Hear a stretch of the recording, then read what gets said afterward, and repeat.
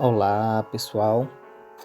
Estamos aqui de volta para darmos continuidade ao nosso plano de leitura do Novo Testamento em 6 meses.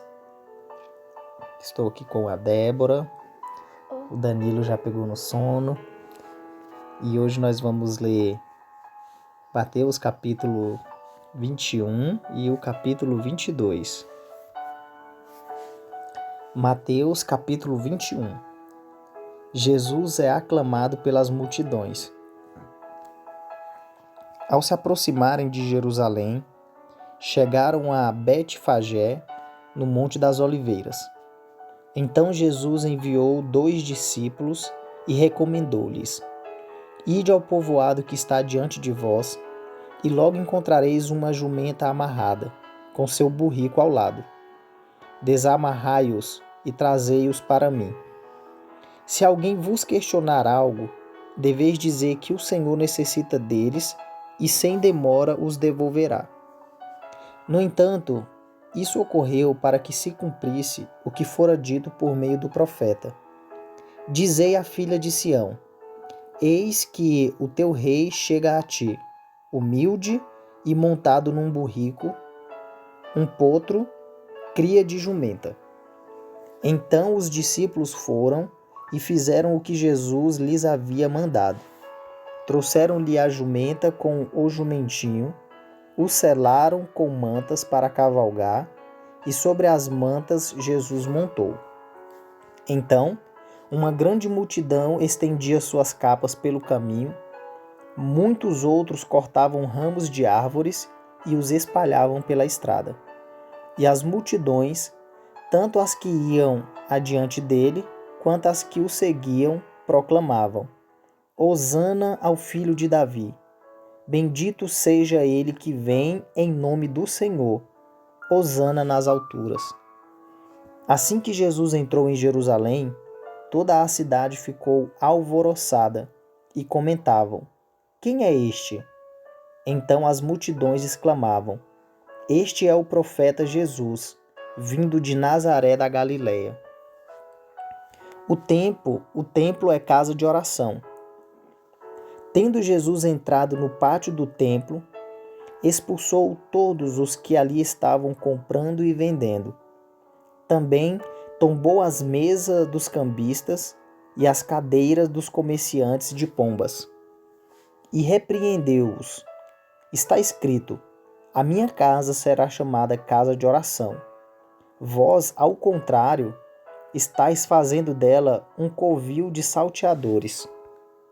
Então levaram a Jesus no templo, cegos e aleijados, e ele os curou. Entretanto, quando os chefes dos sacerdotes e os escribas viram as maravilhas realizadas por Jesus e as crianças exclamando no templo: Hosana ao filho de Davi, revoltaram-se e indagaram dele: Não ouves o que estas crianças estão proclamando?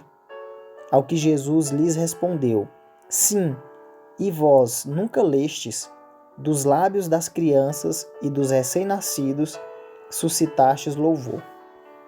E deixando-os, saiu da cidade em direção a Betânia, onde passou a noite.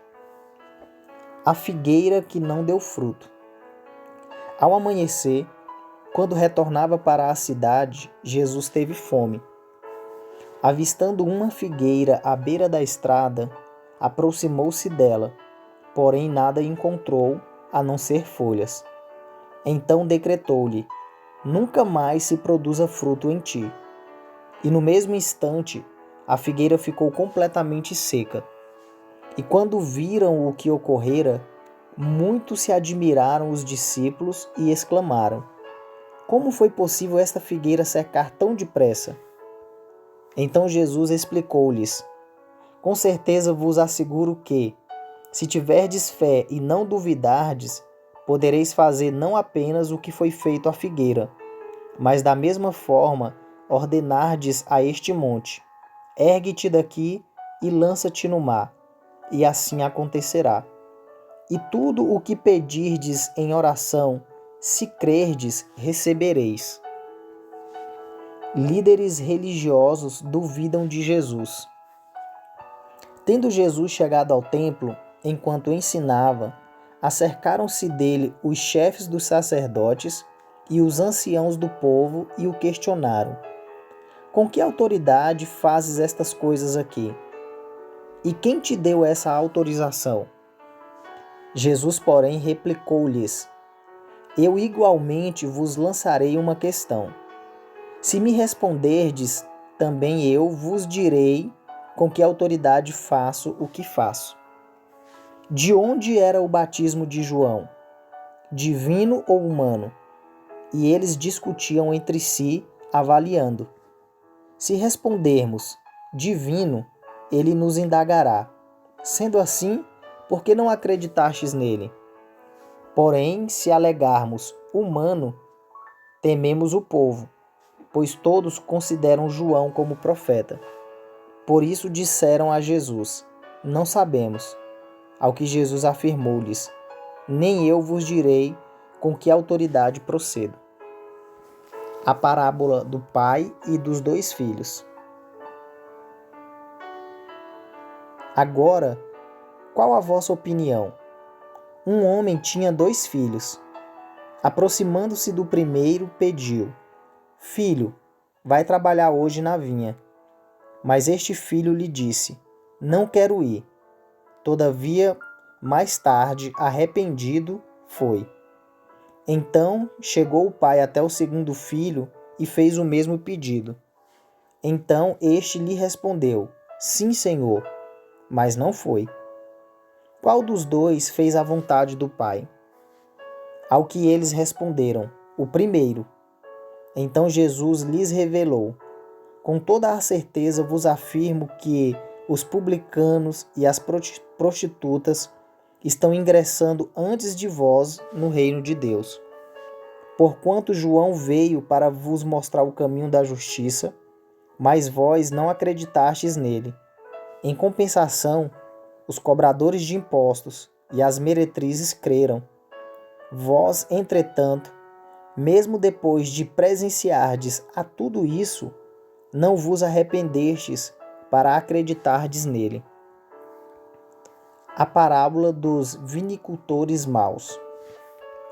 E mais, atentai a esta parábola. Havia um certo proprietário de terras que plantou um campo de videiras, ergueu uma cerca ao redor dela, construiu um tanque para prensar as uvas e edificou uma torre. Finalmente, arrendou essa vinha para alguns vinicultores e foi viajar.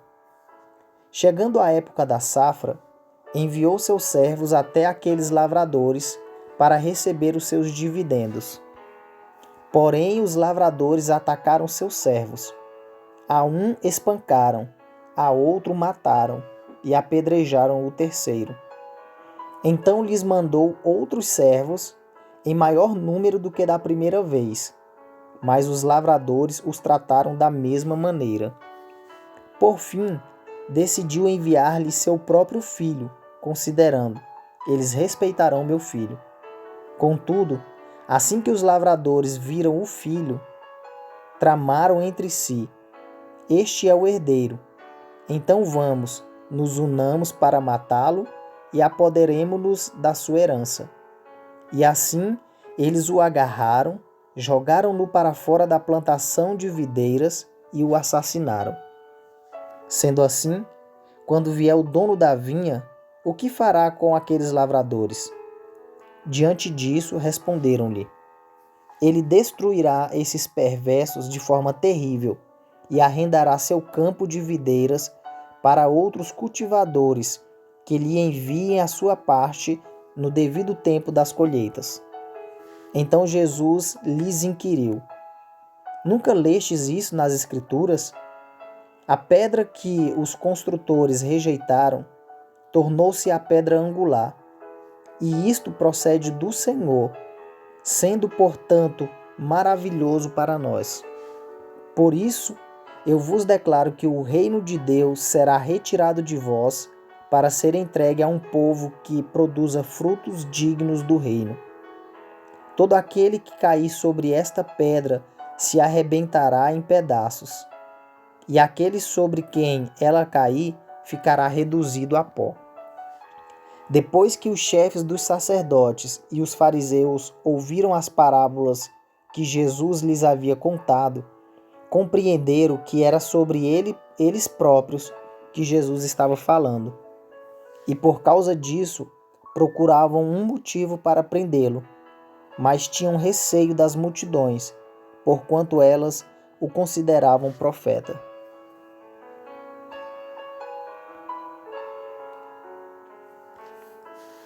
Mateus capítulo 22.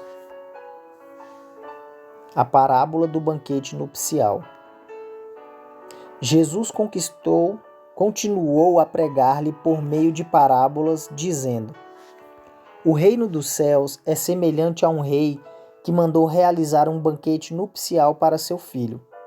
E por isso enviou seus servos a conclamar os convidados para as bodas do filho. Mas estes rejeitaram o chamamento.